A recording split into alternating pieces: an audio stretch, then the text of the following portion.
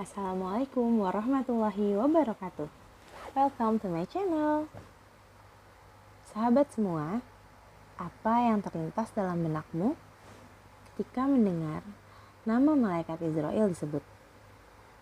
Iya, dia malaikat yang tugas utamanya mencabut nyawa manusia. Bahkan sudah tidak terhitung lagi berapa jumlah nyawa yang telah dicabut oleh malaikat maut. Namun, pernahkah kamu berpikir, akankah malaikat maut salah mencabut nyawa?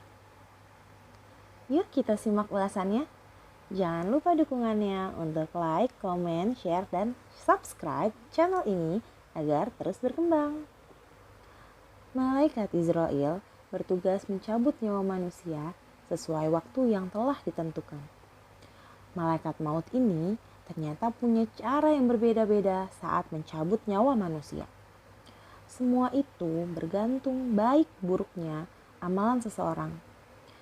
Akan tetapi, hal yang pasti adalah peristiwa di mana malaikat maut mencabut nyawa merupakan hal yang teramat menyakitkan. Rasulullah Shallallahu Alaihi Wasallam bersabda, sakaratul maut itu sakitnya sama dengan tusukan 300 pedang. Hadis riwayat Tirmizi. Hai, adapun sakit yang paling ringan ketika nyawa dicabut, yakni bagi orang-orang mukmin. Rasulullah Shallallahu Alaihi Wasallam menggambarkan sebagaimana yang disabdakan, kematian yang paling ringan ibarat sepotong pohon penuh duri yang menancap di selembar kain sutra. Apakah batang pohon duri tadi dapat diambil tanpa membawa serta bagian kain sutra yang tersobek? Hadis riwayat Bukhari. Dari sini sahabat, kita sudah bisa mendapat gambaran tentang sakit yang dirasakan orang yang menghadapi takdir kematian. Malaikat maut ternyata membeda-bedakan cara mencabut nyawa manusia. Semua tergantung amalan. Kalau begitu, sudahkah kita semua menyiapkan diri menemui ajal kita? Kita semua tahu bahwa malaikat Israel lah yang bertugas mencabut nyawa manusia. Namun, dalam satu waktu, tak hanya satu orang yang meninggal dunia. Hal ini tentu menimbulkan tanya, bagaimana malaikat maut mencabut ribuan nyawa dalam satu waktu? Lokasinya pun berbeda-beda. Malaikat pencabut nyawa ternyata tidak sendiri. Allah Subhanahu wa Ta'ala menciptakan pasukan yang terdiri atas para malaikat lainnya untuk membantunya. Allah Subhanahu wa Ta'ala berfirman, sehingga apabila datang kematian kepada salah seorang di antara kamu, ia diwafatkan oleh malaikat-malaikat kami, dan malaikat-malaikat kami itu tidak melalaikan kewajibannya. Al-Quran Surah Al-An'am ayat 61.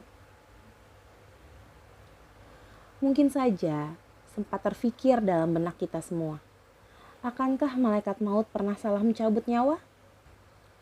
Imam Abdurrahim bin Ahmad Al-Ghadi dalam kitabnya menjelaskan tentang bagaimana proses malaikat maut mendapat perintah mencabut nyawa manusia sebelum seorang hamba menemui ajalnya terlebih dahulu.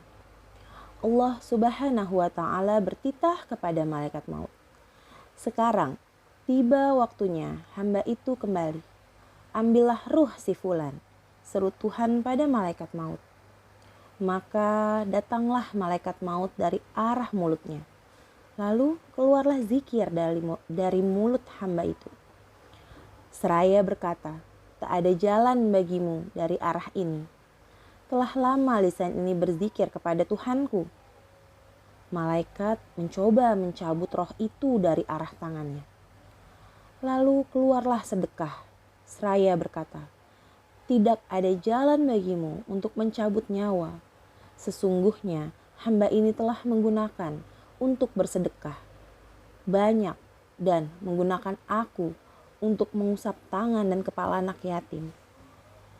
Juga menggunakan aku untuk menulis dengan kalam, serta memukul dengan pedang atau membunuh orang kafir. Malaikat maut lalu mendatangi kakinya. Maka kaki itu pun berkata, "Tidak ada jalan bagimu untuk mencabut nyawa dari arahku. Sesungguhnya hamba ini telah menggunakan aku untuk berjalan menuju sholat jamaah dan beberapa sholat hari raya. Juga untuk mendatangi majelis ilmu dan majelis taklim." Malaikat maut lalu beralih pada telinganya. Namun telinga hamba mukmin itu juga membantahnya. "Engkau pun tak menemukan jalanmu untuk mencabut nyawa hamba ini dari arahku.